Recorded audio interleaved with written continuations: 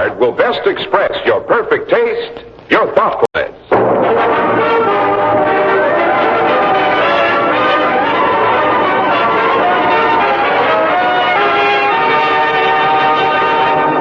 The makers of Hallmark greeting cards present The Barron of Arizona, starring Joseph Cotton. Now to preside over our program, here is your Hallmark host, Les Tremaine.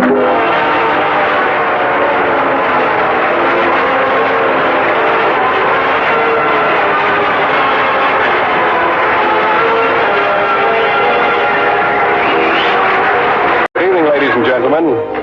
Tonight you're going to hear the story of the most remarkable swindle in American history. The true story of a man who actually convinced the United States government he owned the state of Arizona, and whose record today is in the United States Department of Justice. To play this amazing and personable swindler, we had one of Hollywood's top actors who needs no more introduction than the name Joseph Cotton.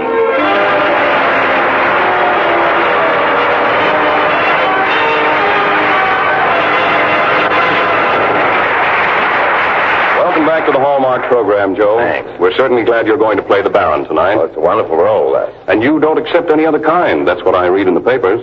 They say you don't like second-raters. Well, that shouldn't be held against me. Doesn't everyone want to avoid the second rate? Yes, you're absolutely right.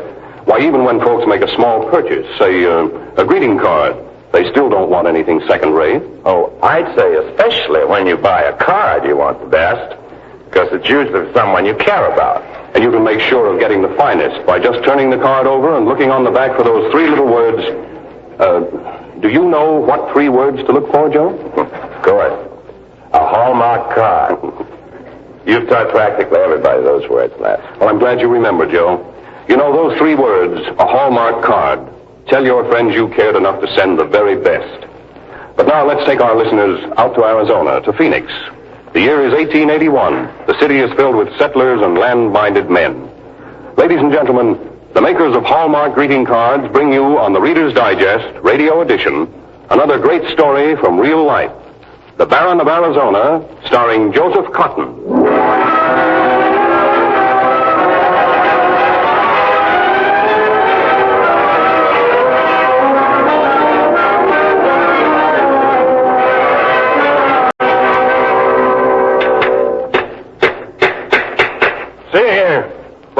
Stranger. Don't crowd me, my good man. I'm putting up a public notice. Not in front of this building, you're not. I don't want those signs on my property. Your property, my dear sir. It may interest you to know that I own the entire city of Phoenix. If you'll be good enough to read this notice, you'll see why. Residents of Phoenix, Arizona, and neighboring areas. On this, the 9th day of May, 1881, I hereby claim title to and ownership of every ranch, homestead, and square foot of city real estate within a radius of 75 miles of this notice. Say, what's this all about? A land grant, of course. Land given to a Spanish nobleman in the early 18th century. But this is the 19th century. The grant is still recognized by our government, my friend. Now read on before I grow impatient. As holder of the title to land granted to Miguel de Peralta, the Baron of Arizona and Caballero de los Colorados, I hereby serve notice that anybody occupying my land under any sort of title whatever, must make suitable financial arrangements with me immediately or be ousted as a trespasser. Signed, James Addison Reeves. Reeves? Who's that? That is me. Now move over, sir, or I shall have you arrested for poaching on my property.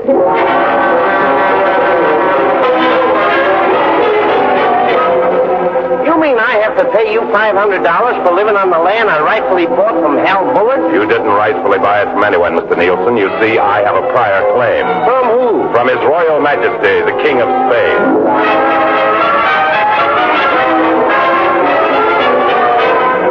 Doggone it, Reeves. I bought this property for $3,000.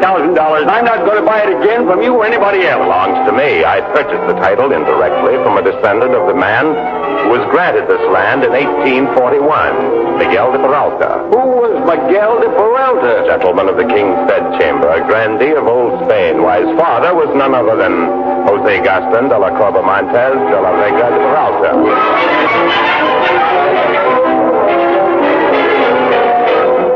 Don't give me any of this Spanish fandango, Revis. This is highway robbery. Why, Mr. Luna, your settlement is just a drop in the bucket. Wait till I deal with the Southern Pacific Railway. What have you got on them? Got on them, my dear sir. I own 150 miles of their railroad.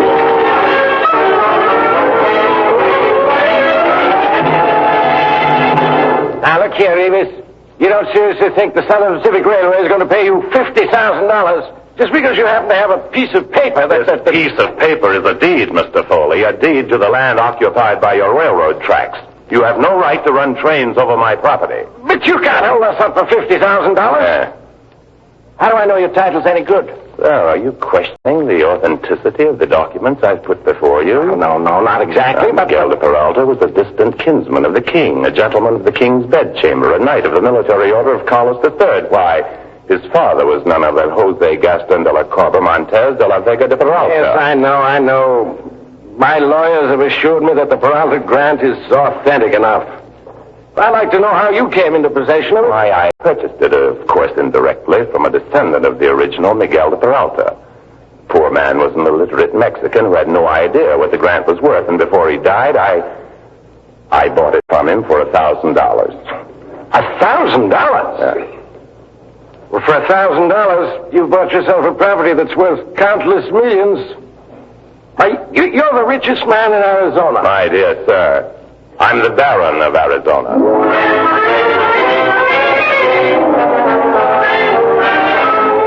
The Barron of Arizona, that's what they called me in those days. The fabulous Barron of Arizona. Outright owner of 20,000 square miles in the heart of the territorial Southwest. Yes, I had a barony, all right. But I didn't buy it for $1,000. I paid for it with years of hard work and patient, careful planning that began 12 years ago in a little office in Santa Fe, where I had a job in a government bureau that investigated Spanish land claims. Just got a report on the Riviera claim, Revis. It's as good as gold. You mean that broken-down old sheep herder really owns some land of his own? About 11 acres, according to the records. He's a direct descendant of a Spanish grandee. Well, that doesn't prove anything. He could have forged these papers. Yeah, he could have forged them. If he'd learned old Spanish, counterfeited the seals, used the proper parchment, and mastered the handwriting of a 17th century foundry. But just plain forgery wouldn't get him very far. No. Why not? Because we really investigate these claims, young man. If anybody wanted to put one over on us, he'd have to go back 150 years and falsify official records all the way down the line. Not only in this country, but in every country where there might be a legal heir. Well, that sounds like quite a job. It's an impossible job. Nobody can forge a land grant and get away with it, Revis. The federal penitentiary is full of men who tried it.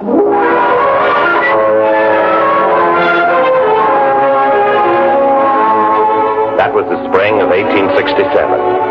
The year I began practicing penmanship in the flowery hand of the old padres who had written so many of the documents I sorted daily at the office. That was the year I decided to create Miguel de Peralta, gentleman of the king's bedchamber and knight of the military order of Carlos III. You see, the Peralta grant was pure invention on my part. I created Miguel de Peralta and his entire family. The Barron of Arizona never existed, except in my mind, nor did any of his so-called descendants, until I faked an old Spanish letter one day and deliberately inserted it into our office files to test my skill as a forger. What are you doing, Revis?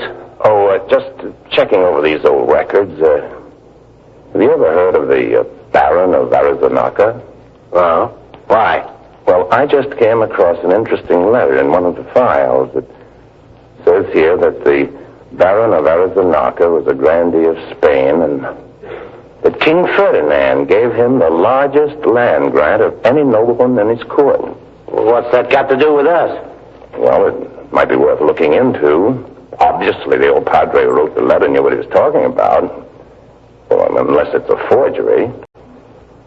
What do you think, Aikens? We'll see. Well, I shouldn't think this letter was a forgery.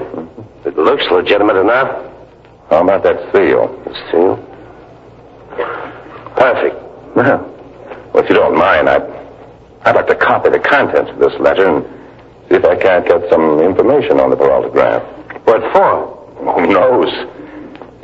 Might lead me to the Barron of Arizona.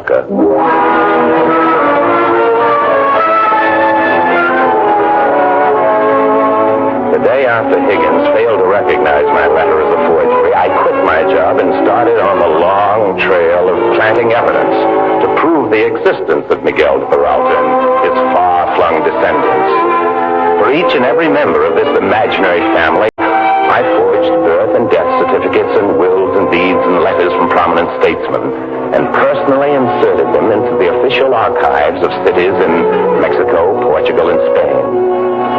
It took me almost 10 years to do so, and I traveled thousands of miles. But at last it was done. And when I forged my last document, the deed to the land, I filed it with the Surveyor General of the United States. Mr. Rivas, this is an amazing document. It gives you ostensible ownership of land that's been bought and paid for. What are the people who live on it going to do? Oh, I'll make some sort of settlement. With each and every one of them? Each and every one of them on my land, aren't they? And you propose to charge them a fee or have them ousted from your property? Exactly. Well, it's none of my business, Mr. Rivas. But those people won't give up without a struggle. Some of them fought for the land they're living on, conquered it from the Indians. And if you want it, you'll have to conquer it back. Well, I see no reason for resorting to military methods, especially in this case. After all, I've learned that the pen is mightier than the sword.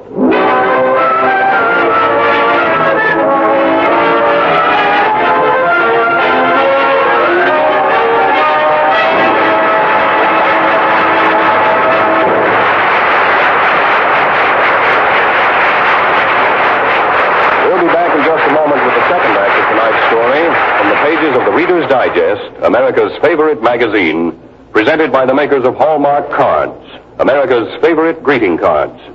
But first, here's Cy Harris with a message of interest. For more than a third of a century, quality has been a habit with the makers of Hallmark cards.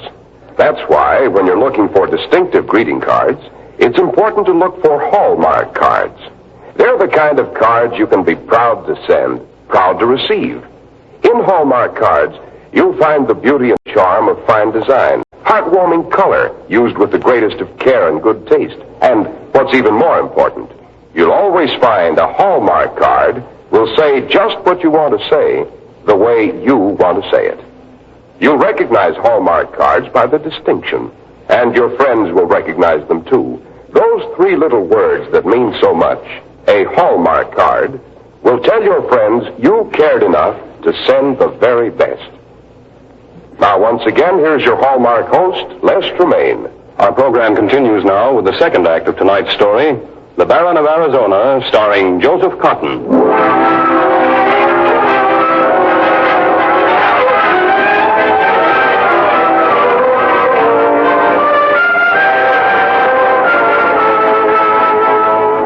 In my hand, the pen was mightier than the sword. The forged documents I had planted from Mexico City to Madrid began to pay off long before the Surveyor General completed his report. All along the line, people who were afraid of losing their land came to my offices and settled up. And as the money rolled in, I began to enjoy the luxury of being a baron. Your carriage is ready, sir. The new one, Parker, the one with my crest on it? Yes, sir. You can see it through the window, sir. Ah, isn't it glorious to spend money when you have it, Parker? Yes, sir. All my life, I've wanted to have enough of it, too much of it, so that I wouldn't care whether I spent it foolishly or not. And now I can spend it as foolishly as I please, as foolishly as a baron. Yes, sir. James Addison Revis, gentleman of the King's Bedchamber, Knight of the Military Order of... Parker! Yes, Mr. Reeves. You call that a carriage? Yes, sir. I believe that's what the coachmaker called it. Then where the devil are the horses? Sir. They're right there, sir. Two paltry horses for the Baron of... Got them white, all white. Yes, sir. I'll see to it right away, sir. Oh, excuse me, Mr. Gordon. Excuse me, Parker. Mr. Reeves. Mr. Gordon, what is the meaning of this? Don't you know it's unseemly for the Baron to receive his lawyer at home? Couldn't you wait till I got down to the office? Well, I thought it was important, sir. There's an article in the Phoenix Gazette about you, and it plainly... I know, Gordon. They're after my scalp, as they always have been, but there's no cause for alarm. Well, your claim to the Peralta grant isn't as strong as it might be, Baron. After all, you're not a direct descendant. Suppose the Surveyor General claims you bought the deed illegally. Don't talk like that. My deed and certificate of transfer have been examined by the best lawyers in the country.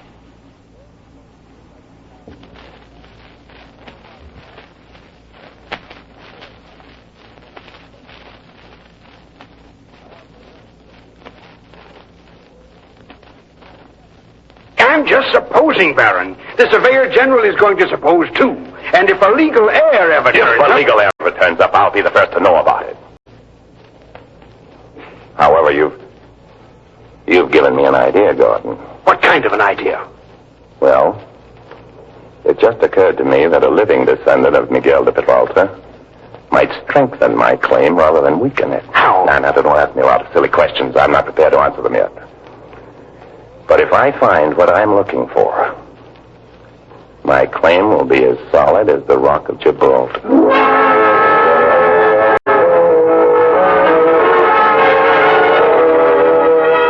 The idea was relatively simple. If I could find an orphan whose parentage was unknown, I might adopt the child, and then by manipulating a few birth records, I could prove that this child was the only living descendant of Miguel de Peralta, and in so doing, I would become the legal guardian of a legal heir and have secondary claim over even stronger than the first. Gordon, congratulate me. Our worries are over.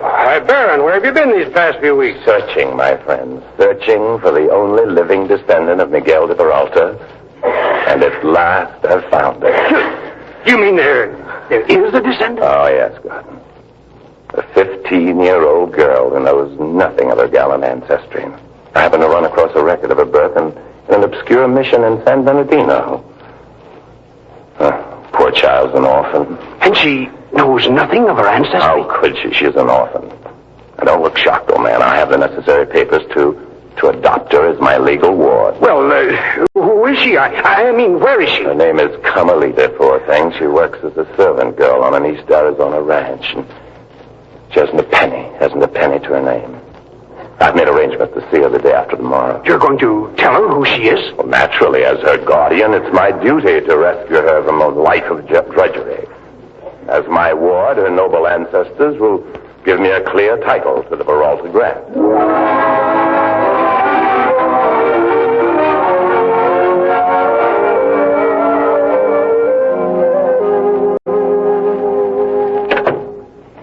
You asked for to see me, Senorita? Yes, Carmelita.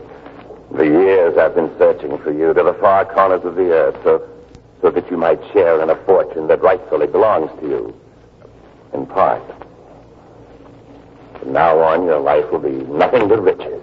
You are joking, Senor. No, I was never more serious in all my life. You're a baroness, Carmelita, a true baroness. Your great-great-grandfather was a gentleman in the king's bedchamber. And this make me baroness? You don't understand. You're a direct descendant of Miguel de Peralta, distant kinsman of the king. And I've come to take you away from here. Si, senor. I would like to go away with you. You are so handsome.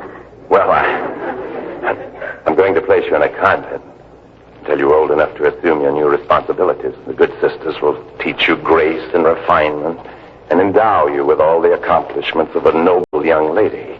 What those words mean? Will you mind, Carmelita? From this day forward, your life is in my hands.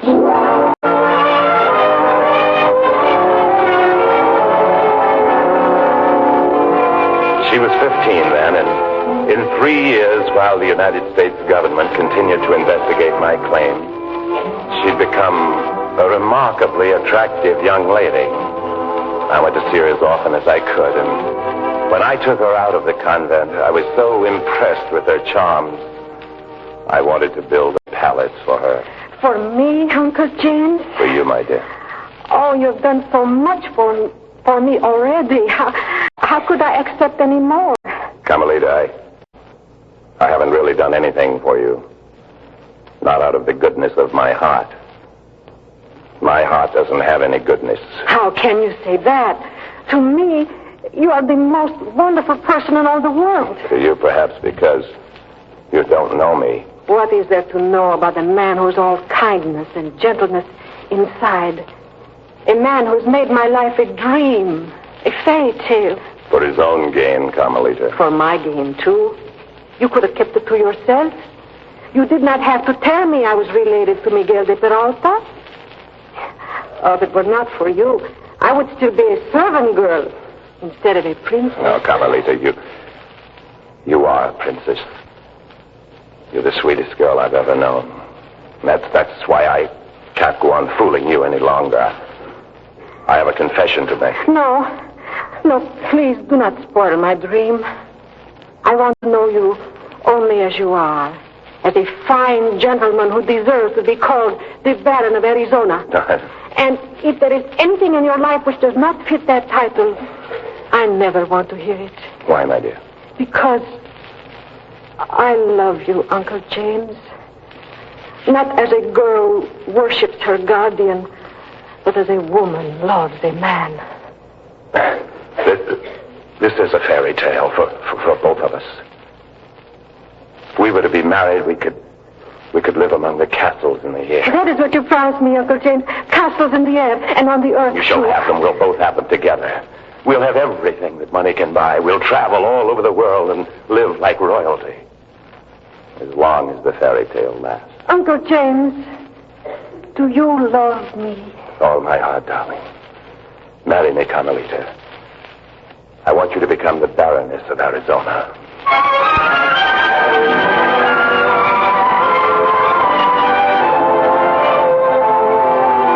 We traveled all over the world. We built castles, too, and mansions in St. Louis, Washington, and Madrid. We spent almost $20 million. But there was always more coming in, and every time we appeared in public, it was a parade. And then one day, Gordon burst into my office. Barron, it's all over. The jig is up. What jig? What are you talking The about? Peralta grant. It's been disclaimed. The Surveyor General's report just came out. I have nothing to fear. Don't be so sure of yourself, Barron. They have proof that Carmelita's birth was never recorded in that San Bernardino mission where you found her name. Ridiculous. I saw it on the register myself. Well, whoever planted it there slipped up on the other set of records. Other set? Is there another? Yes, Mr. Revis, there is another. The good padres of the mission indexed their records day by day in a separate volume. And in that volume, Carmelita's name was never entered. The Surveyor General suggests that your entire claim is a forgery. How dare you say that? We'll fight this case right up to the Supreme Court. I don't care if it costs me my fortune, Gordon. I'll spend every cent I've got. You haven't got very many, Mr. Revis. What do you mean? Take a look at your books. You'll see how much you've gone through. And there won't be any more coming in either. Not after this. Gordon, will you stop gloating over my funeral? I'm not late. Yet. No, not yet, Barron. But wait till you get to court. Your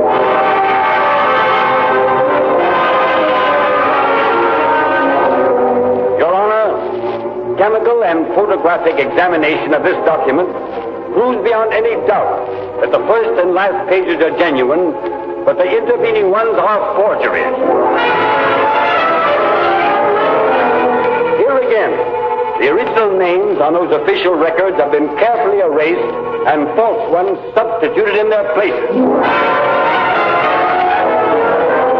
Birth certificates, wills, letters were all expertly forged. But the inevitable happened. Mr. Revis at the mission neglected to enter the name of his bogus ward in the index of the register. Your Honor, it's an open and shut case. I ask for conviction.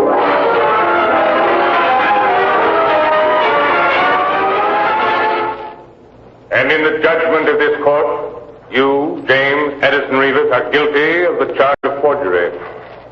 I hereby sentence you to 6 years in the federal penitentiary.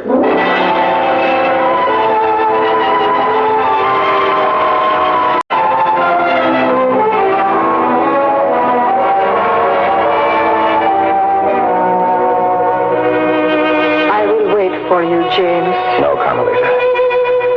Don't wait for me. I don't want you to. Why not, my dear? The fairy tale is over. I'll be a broken old man when I come out of here, and I wouldn't want you to know me that way. What difference does it make how I know you? Don't you remember what you said, darling? If I can't live up to the title of Baron, you never want to hear about it. That was 10 years ago. It's today, too. I can't be a Baron anymore, Carmelita. When I finish my term here, all I'll be able to do is stay in the background and be quiet and... so people won't laugh at me. I won't laugh. No, it's no use. It'll spoil everything. You stuck to me now. I want to spend my last shadowy days alone. Going to the library, perhaps, and reading about the castles we built in the air. And on the ground, too, No, James. there weren't any on the ground. That's why I'm going to drift out of sight and let people forget about me. You want me to forget about you? Yes, darling. Forget about me as I am now. So you can remember the Barron of Arizona.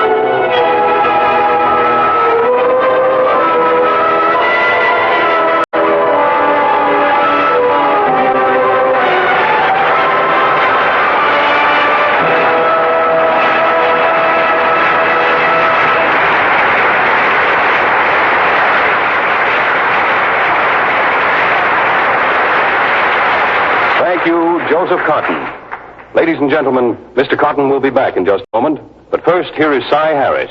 You know, it's a charming custom, sending valentines. And every year it seems to grow, but that's easy to understand when you see the Hallmark valentines. For a third of a century, Hallmark craftsmen have been creating beautiful greeting cards that say just what you want to say, the way you want to say it. So you would expect the makers of Hallmark cards to design valentines that will delight everyone you know. Hallmark valentines have a way of making you want to remember all your friends on St. Valentine's Day. There are romantic valentines of lace and satin and flowers, tender valentines that will be cherished for years to come. Valentines so clever, you want to show them to all your friends. Then for the children, valentines gay in color with funny verses and surprising tricks. Valentines created with the imagination that makes Hallmark dolls so enchanting. And by the way, Hallmark dolls make dazzling valentines for children, especially the beautiful Queen of Hearts. Tomorrow, give yourself the pleasure of sending Hallmark valentines to all those dear to you. And remember, they carry added meaning because those three little words on the back, a Hallmark card, tell your friends you cared enough to send the very best. Thank you, Cy Harris. And now, once again, here is the star of tonight's Radio Reader's Digest, Joseph Cotton. Well, Joe, you certainly made the Barron of Arizona live for us tonight. It was a great performance. Thanks, Les. I enjoyed it. Tell me, what's your story next week? A hilarious story that you'll have to hear to believe. But it actually happened just after the war. Oh, well, what's it about? It's about a young man who was shipped home with a boatload of war brides. What? It's called I Was a Male War Bride, and our star is Robert Young. Lucky Bob. That I like to hear. So don't miss it. It's one of the funniest stories to come out of the war. Next Thursday, when the makers of Hallmark greeting cards bring you another story based on true facts from the pages of the Reader's Digest, America's favorite magazine. I Was a Male War Bride, starring Robert Young.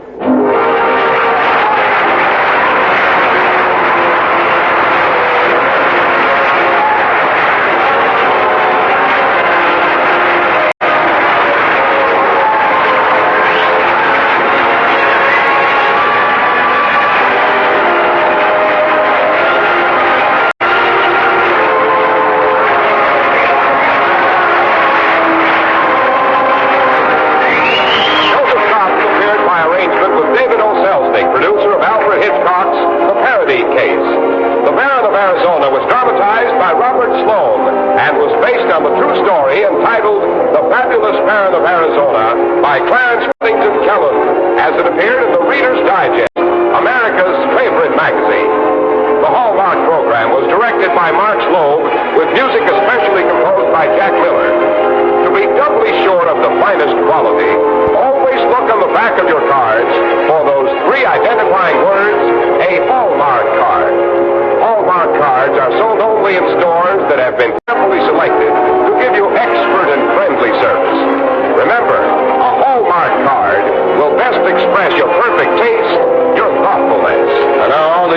Hallmark host, Les Tremaine, saying goodnight to you all until next week at the same time, when our story will be I Was a Male War Bride, starring Robert Young. See you then.